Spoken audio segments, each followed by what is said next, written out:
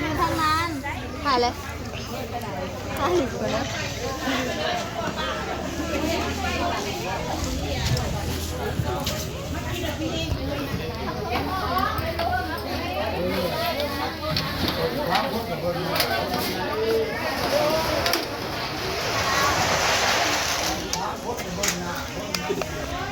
ที่นี่จะขี้ดินเลยมือเจ้านะสบายดีพี่น้องสบายดีฮะมือเปื่อยมือสิพามาหลอดตลาดพี่น้องสื่อเนี่ยกินแรงตลาดบ้าน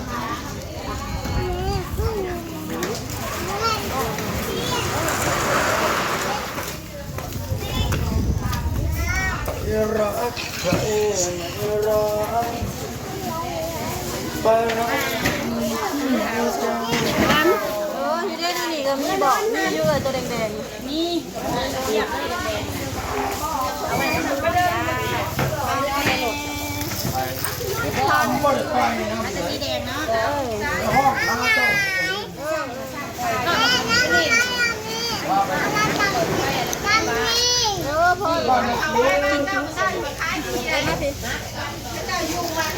คุณไปยืนอยู่คุยจังโอ้มือกองคัดเทะมากองลาทาเอาเด้อทาเอาเด้อแม่ไปหลอกเอาเด้อแม่ไปแจกก็เลยก่อน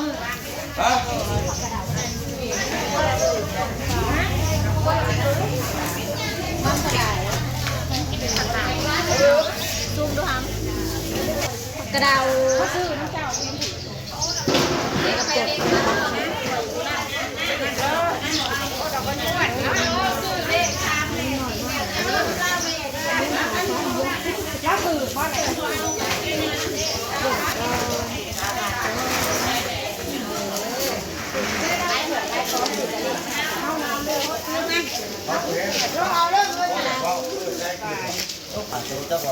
มาพี่ลูก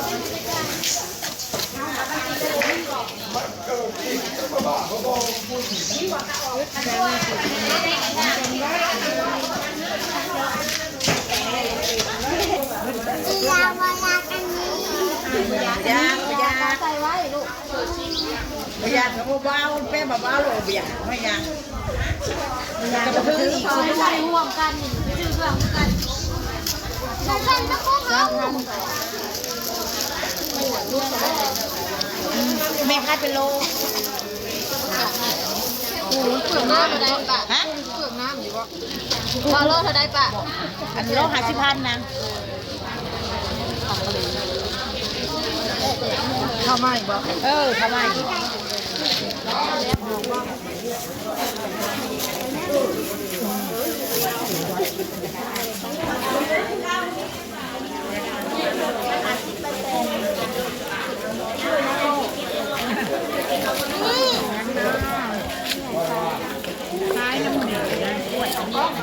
เล็กยา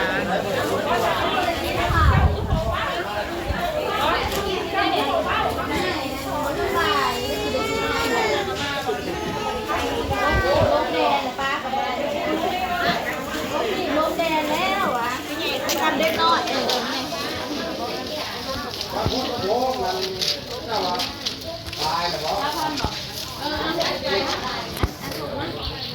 เพิ่มหนึ่งเนาะเบียร์เนาะนะ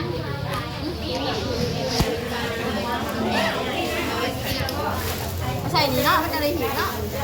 ใส่ซื่อๆกินก็ใส่ซื่อๆนะ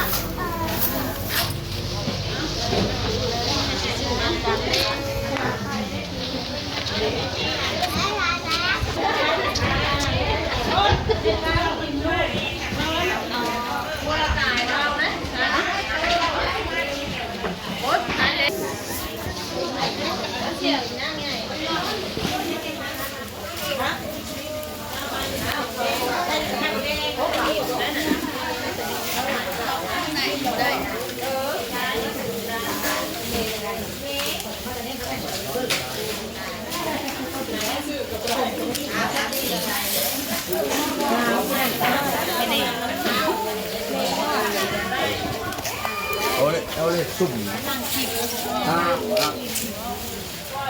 ได้แล้ว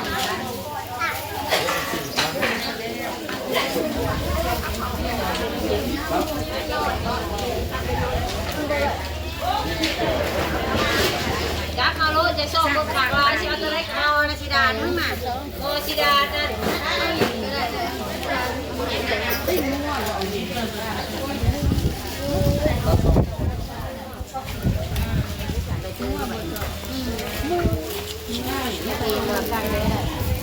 ไปโรงเรียนมา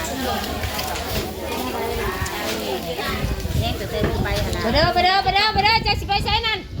มันจะจับไปขายได้นะเฮ้ยเจ๊เอ้ยห้องกากุราบ้านเราไปปนไรเนาะ พายายไปเลยก่อนเลยโอ้ยแล้วต้นนั้นสื่อเล็กสุ่มมันได้ยินดีนะ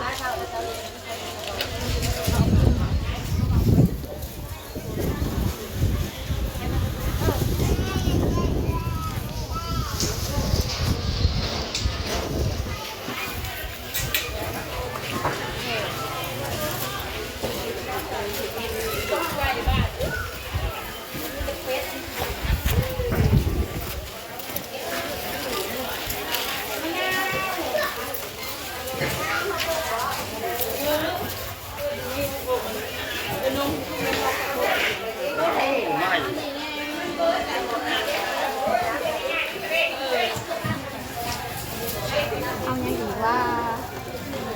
เข็มจิ้ม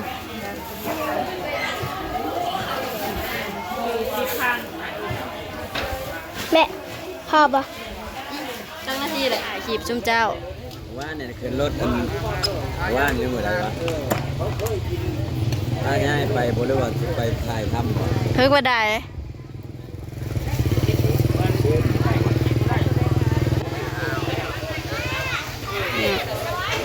ได้ยังวางคลายลายพี่น้องเอ้ยหมดนี่ได้ยังได้พักได้ยังสิไปซื้อกระดูกหมูมาแกงได้หมักผักให้อีแม่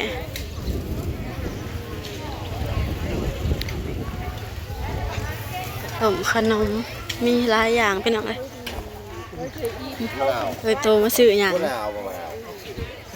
ใช่ให้ก็แก้ออกไทก้าชื่ออะไรฮะก็ใจหมวกเหลืองคือแท้หมดไฟเลยพูน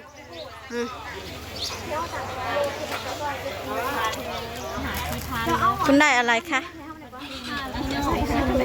ชื่อหมูโตมาส่งมีรถไปขอบกันแต่จะพาท้องกันแบบจักกระต่ายรถไหนกระต่ายใครเพิ่นก็โตไปหักโมเศร้านี่นะมาเอาไปก่อยอยู่บ้านชื่อกันนี่นะชื่อกระดูกเมื่อแกงชื่อกระดูกเมื่ออันแกงใส่หมักผักให้ยายเพิ่นอยากกินแกงยายก็ลงทีบแล้วป้าก็บ่ได้บัดนี้นะเป็นเด็กน้อยแล้วบัดนี้นะป้าก็บ่ได้เฮ็ดหยังแล้วบัดนี้พัดเปลี่ยนกันซื้อเนื้อหมูก่อนพี่น้องสบายดีป้าลุงได้อะไรได้ยังเด็กๆสบายดีป้าลุงและปูกินตอนนี้ก็กินเอากระดูกข้อไว้แม่